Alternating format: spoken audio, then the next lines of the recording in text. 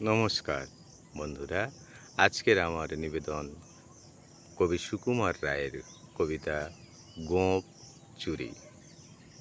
Head অফিসে বড়বাবু, লোকটি বড় শান্ত, তার যে এমন মাথার ব্যামো কেউ কখনো জানতো? দিব্যি ছিলেন খোশ মেজাজে, চেয়ারখানি চেপে একলা বসে ঝিমঝিমিয়ে হঠাৎ গেলেন ক্ষেপে।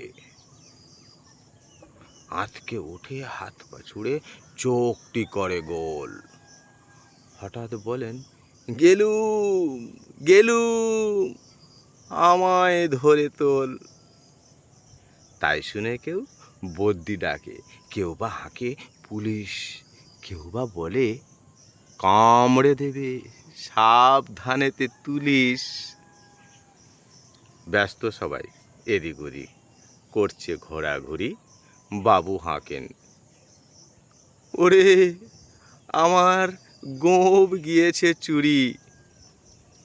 গোঁফ হারানো আজব কথা, তাও কি হয় সত্যি? গোঁফ জোড়া তো তেমনি আছে, কমেনি এক রত্তি। সবাই তাকে বুঝিয়ে বলে সামনে ধরে আয়না, মোটেও গোঁফ হয়নি চুরি, কক্ষনো তা হয় না। ধন্যবাদ।